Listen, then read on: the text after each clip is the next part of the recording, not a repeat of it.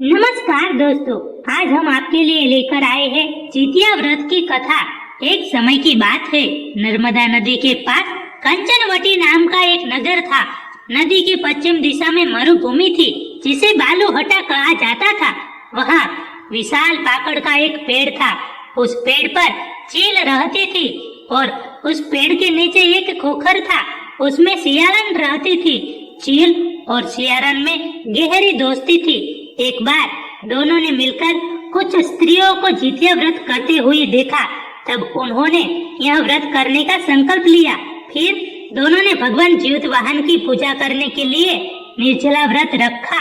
व्रत के दिन उस नगर में एक बड़े व्यापारी की मृत्यु हो गई और व्यापारी का दाह संस्कार उसी मरुस्थल पर किया गया। दिन बीतने लगा। बाद जब रात हुई तब वहाँ मौसम खराब हो गया। बिजली कड़कने लगी और बादल गरजने लगे। वहाँ बड़ा तूफान आ गया। अब सियालन को भूख लगने लगी। मुर्दा देखकर वो खुद को रोक न पाई और उसने व्यापारी के शरीर को खा लिया और उनका व्रत टूट गया। पर चील ने संयम रखा और नियम व श्रद्धा से अगले दिन व्रत का पालन किया। फिर अगले जन्म में दोनों सहेलियों ने ब्राह्मण के घर 2 पुत्रियों के रूप में जन्म लिया। चील बड़ी बहन बनी और उनका नाम शीलावती रखा गया। शीलावती की शादी बुद्धिसेन के साथ हुई। सियालन छोटी बहन के रूप में जन्मी और उनका नाम कपूरावती रखा गया।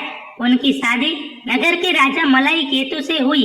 अब कपूरावती कंचनवटी नगरी की रानी बन गई।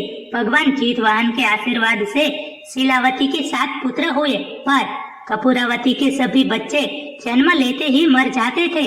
कुछ समय के बाद शीलावती के 7 पुत्र बड़े हो गए।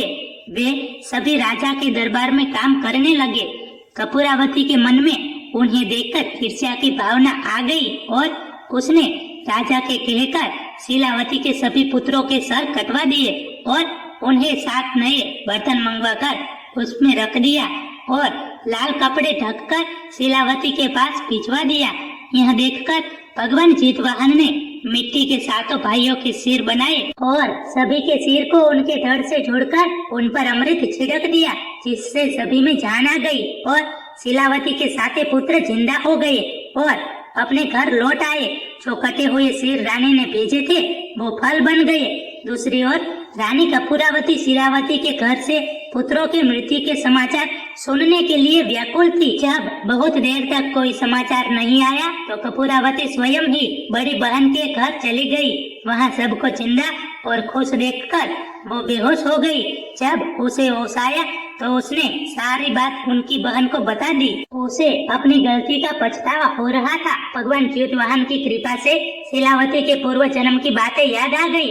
वो कपूरावती को लेकर उसी पाकड़ के पेड़ के नीचे गई और उसे सारी बात बताई।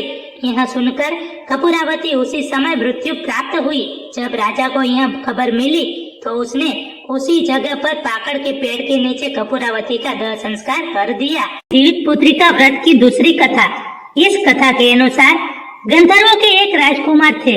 वे बहुत उदार और परोपकारी थे। बहुत कम आयु में उन्हें राज की सत्ता मिल गई थी, पर इनका मन सत्ता के कार्यभार में नहीं लगता था।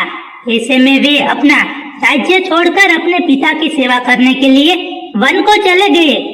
वन में उनका विवाह मल्यावती नाम की एक राजकन्या से हुआ।